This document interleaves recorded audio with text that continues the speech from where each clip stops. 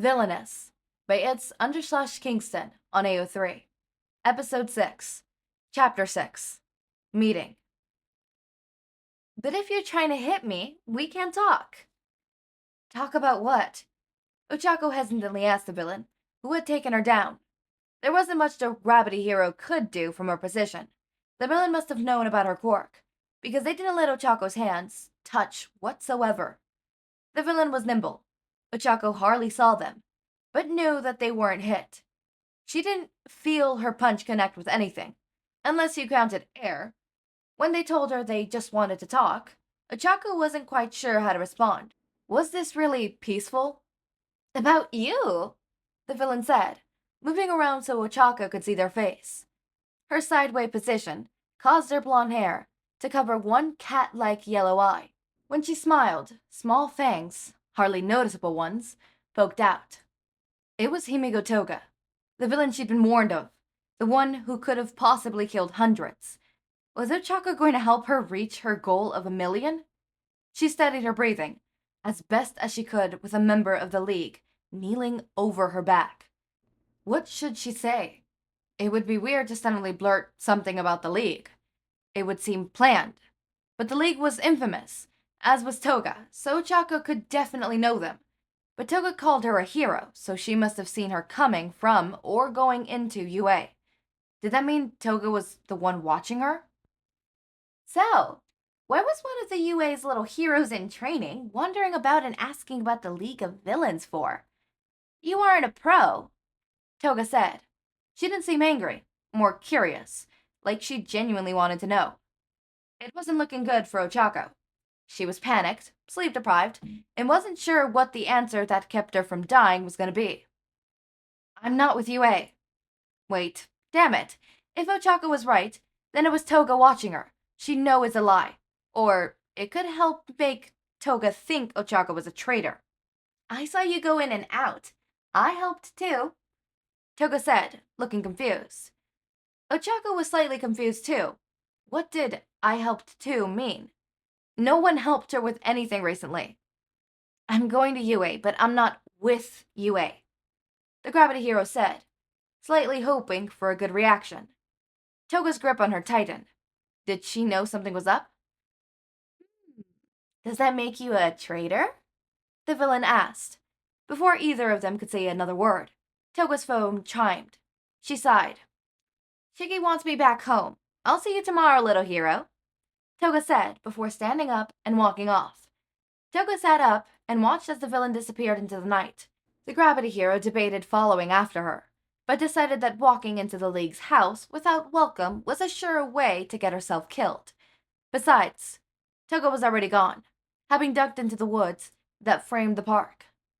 See you tomorrow, Ochako mumbled as she stood up. The pros did say Toga was the most likely scouter. Did that mean that Ochako was being tested for a place in the League? Right off the bat? Probably not. But if she could earn Toga's trust, then maybe she could have a chance. Ochako decided to go back to UA early that night. The whole Toga debacle took half an hour, plus the 15-minute walk to the park and to the school. She got back at 10:20 p.m., with nothing but the blonde villain on her mind. Almost getting caught twice by security guards, Ochako finally made it back into her dorm room. She really'd have to practice that.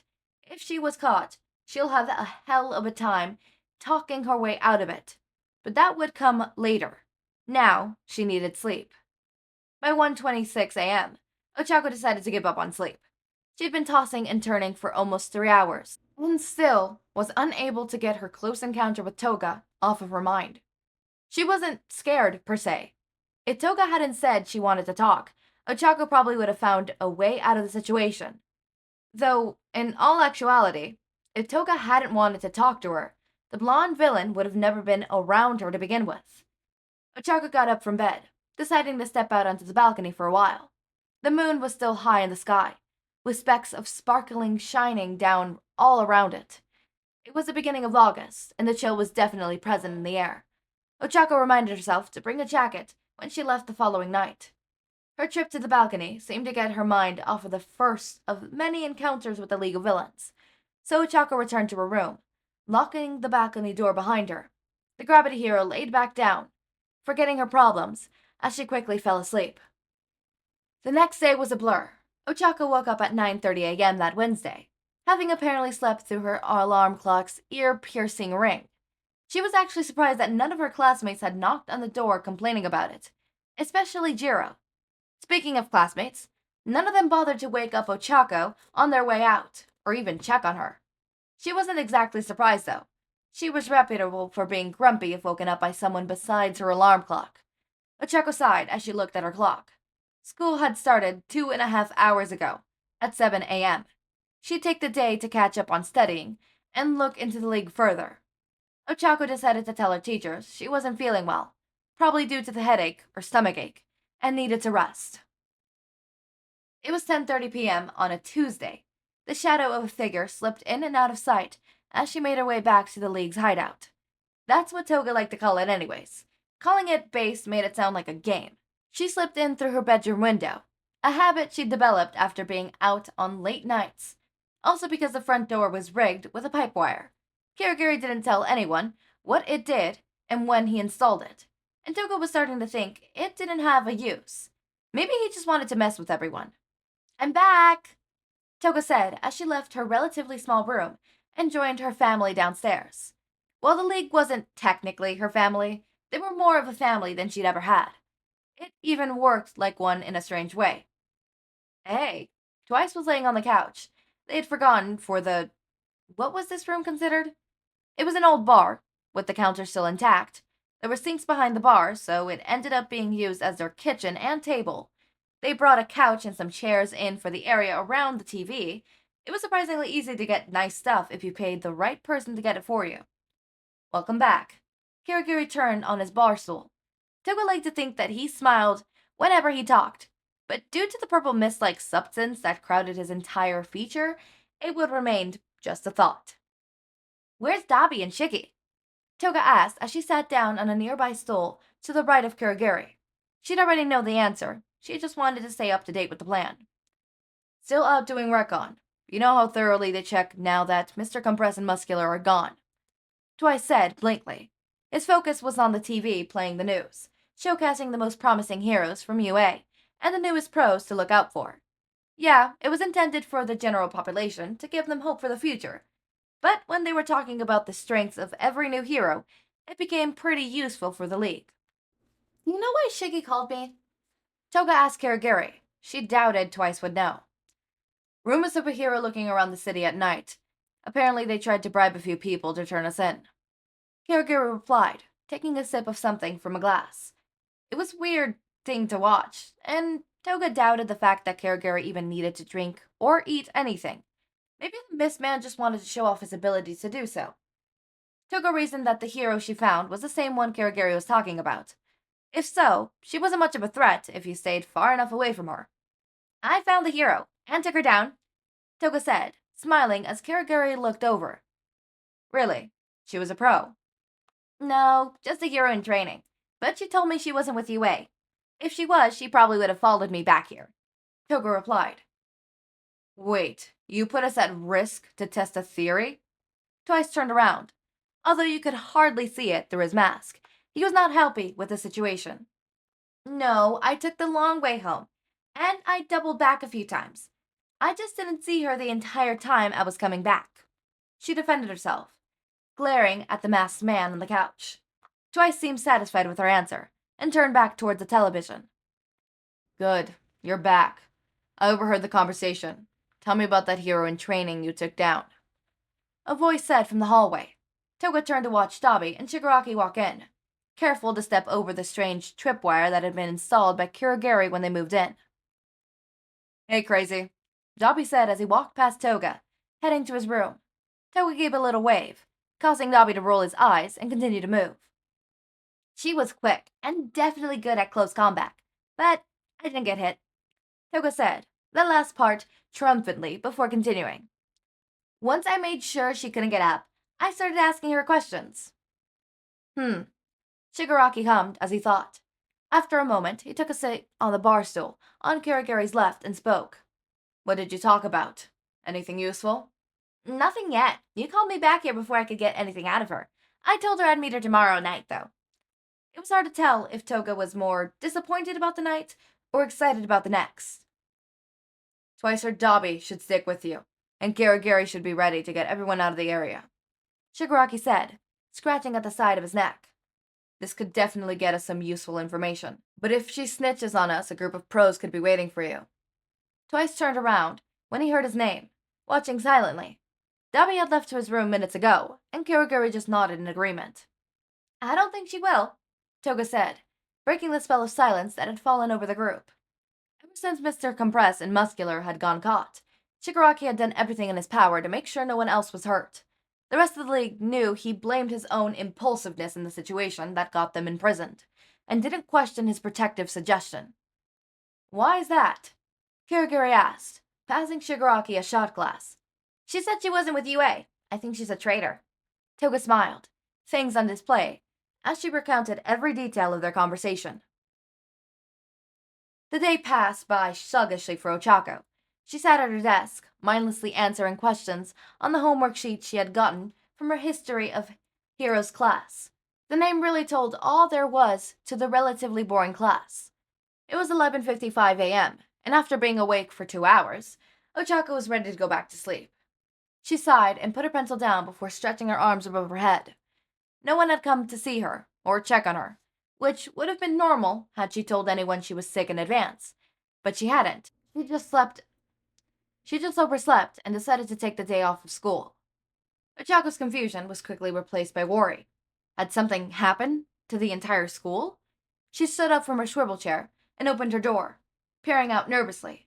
After not seeing or hearing anyone, Ochako stepped out and began walking to the kitchen they had in the main room. There were plates in the sink, meaning everyone had gotten up and eaten breakfast. Realization struck Ochako as she walked past the dorm's school calendar.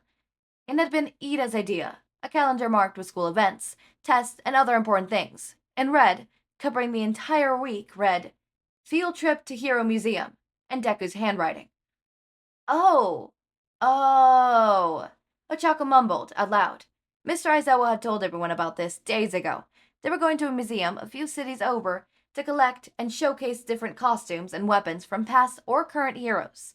He told them they needed to leave early for the bus that would take them to the 14-hour drive, so everyone who wanted to come needed to be ready by 5 a.m. Ochako had overslept by almost 5 hours. Luckily, she didn't want to go to begin with. She was only going to originally, due to her peer pressure of her friends, and because Deku was really excited about it. Well, I guess I have the dorms to myself until next Wednesday, Ochako smiled. Although she liked having her friends around, this would make her current job a lot easier. Ochako hurried back to her room. Not wanting to waste a second before she turned the door handle, she paused. Everyone did leave, right? Or did someone else stay behind? Ochako went into her room and grabbed a piece of paper and pen before returning to the kitchen. Hey, I stayed back from the field trip. I was curious if anyone else did, but I didn't want to knock on every door. Hopefully if anyone else stayed here, they'd see the note and either write their own or come talk to her. After making it back to her dorm room, without the interruption, Ochako entered and sat back down at her desk. She finally gave in to the thought that she'd been fighting all morning. Was she making progress? Because I'll see you tomorrow, little hero, seemed a lot like I'll sculpt you tomorrow to the gravity hero. Ochako spent the morning trying to plan for something. She wasn't sure how to prepare herself for whatever Toga meant. Shaking her head lightly, she thought about her classmates. No one had knocked on Ochako's door yet, and it was approaching 2 p.m. Maybe someone had written on the note? The gravity hero didn't see any additions to her note, on the front or back. In fact, she couldn't see anything that had been moved since she saw it that morning. After concluding that no one had stayed at the dormitory, Ochako relaxed a little. She'd have this place to herself for a week. Even most of the teachers left. Ochako realized her hunger as she walked through the kitchen. Her stomach growled loudly. She hadn't eaten since the previous night's dinner. After making and eating a filled sandwich, Ochako debated what to do with the rest of her day. She could go back to doing homework, or continue to plan for the relatively unplanned evening. Maybe it would be better to take her mind off of everything for a little while. Yeah, that sounded nice. After putting her plate into the sink and grabbing her phone off the desk, Ochako changed from her school uniform to her casual clothes. She did a quick spin in front of the mirror before heading out to walk around the nearby mall. She didn't plan to go anywhere in particular or buy any certain item. She just wanted to get out of the dorms for a reason unrelated to UA and her current delightful plot. Around 6 p.m., Ochako decided to head back to the dorms. She bought an item or two, like a pink and blue jacket that she really liked. But for the most part, she just walked around. It was nice to have her solitude, despite the fact that there were other people in the mall. It felt more relaxing as she walked by herself, less crowded and loud. Ochako returned to UA and headed to the small ID window. It was fairly similar to the ticket booths you find outside a movie theater, with a small window for sliding papers in and out. "Student?" the woman asked from behind the counter. She adjusted her falling glasses and looked at the hero in front of her. "Yeah." Ochako slid her student ID under the window. The woman accepted it, first scanning the barcode to make sure it was officially registered before handing it back. "Okay, have a good day," the woman said as she opened UA's large metal gates. Ochako stepped through onto the concrete paths, currently covered in small amounts of grass clippings. She got back to her dormitory within minutes, hoping that she was right and no one else was there. Luckily, she was, upon opening the door and looking around. No one was lounging around the common area. "Guess everyone really did go," she said as she sat down on the couch, clicking through channels on the TV that was mounted on the wall across from her. Having some time to kill, she watched a few episodes of Monster Slayer Academia before turning the TV off and getting up. It was now 7 p.m., time for dinner. Then Ochako would set out for her meeting with Toga. This was going to be a stressful night. Okay, interesting. I love this series so far. Oh my god, I love it so much. The next chapter is called Stars. So I'm guessing the next chapter is going to be Ochako and Toga talking and all of that. And that's going to be interesting. I'm excited. I really love this series so far. The series has really captured my heart. I love it so much. Oh, give me a second, I'm stretching. Okay. But I love it so much. It's captured my heart. It's captured my warmth. And I love it. It's so good. I can't wait to just see more of this and have more of this just be in my series and not my series, but my series. I just can't wait. I love these. I can't wait for it to get, when it actually becomes romantic and then, angsty, and then I'm not excited for the major character death, but I'm also excited for it. You know what I mean? Sometimes you wanna be hurt a little bit, Sometimes, just sometimes. So yeah, I'm excited. You guys excited? I'm excited. And the first one already come out today. The second one comes out. It has not come out yet today, but I'm excited. I really hope that you guys show it so much love and appreciation. It deserves all of that. Anyways, as always, my raindrops, make sure to eat, sleep, drink water, take your meds. Have a wonderful day or night. Link to my Discord server and socials are down in the description. Subscribe to see more of my content, and thank you so much for watching.